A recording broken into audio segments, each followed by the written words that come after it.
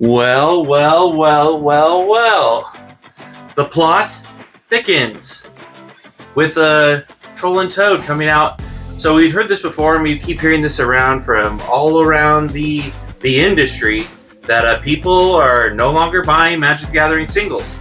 That modern cards have been deemed completely worthless, and people don't want to buy them because they know they're going to be reprinted. They know that there's no equity in it. Why are you going to hold on to something or purchase something now when it's going to get reprinted very soon, and you're going to just pick it up cheaper in a month or two? So it makes no sense for people to be buy listing or buying singles, modern singles at least, from people until like this. So the situation from Troll and Toad, as far as I knew, it was just okay. Well, they're just playing along with everybody else. They're no longer buying singles. Big old deal, but that's not the case anymore. The case is they're not buying any sealed product. So this is a company that's been around for the last 30 years. They started in 1994. They've been a huge online presence. People don't like them. They have a very negative a view online. As far as I've read so far, when people have been talking about this, they're not really blaming Wizards of the Coast or Hasbro. They're blaming Troll and Toad for their bad service, for their near mint cards. They're called the Troll and Toad near mint because they sell off moderately played cards as near mint cards, and so they're saying it's not Wizards Hasbro, it's Troll and Toad.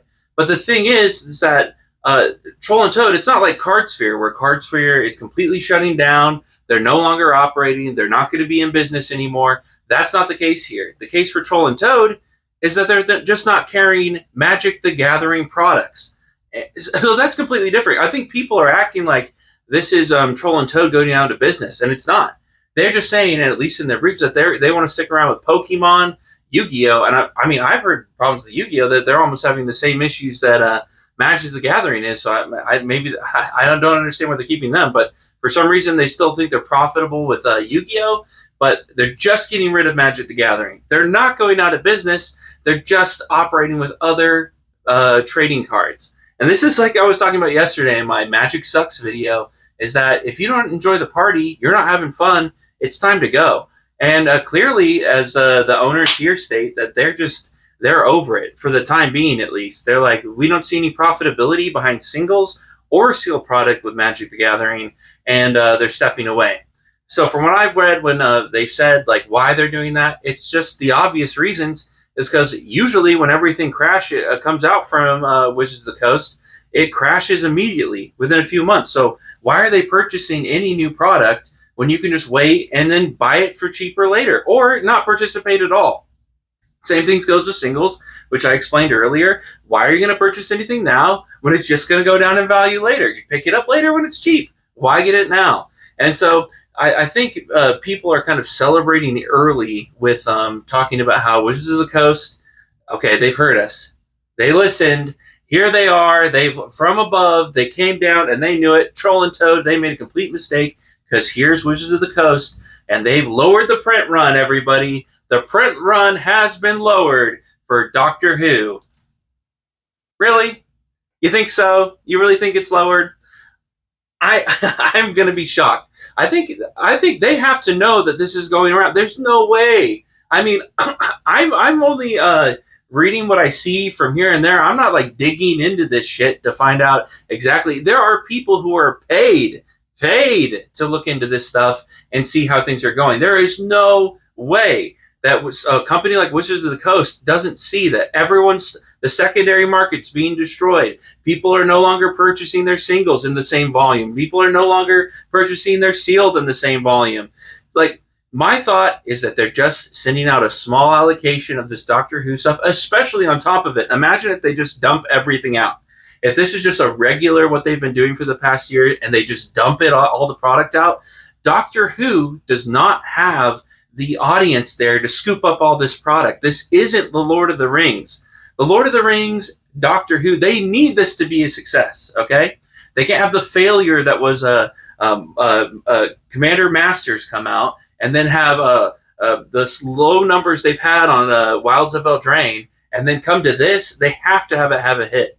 So my thought is this product It's going to keep coming, but they're just going to go in slow drips to give you that feeling. Right now, all over the internet, have you got it? Have you bought your Doctor Who yet? The Wizards of the Coast is listening. Print runs are over, but no, it's going to be a slow drip. It's going to come out. All these commander decks will drop. The price of these collector boxes will drop.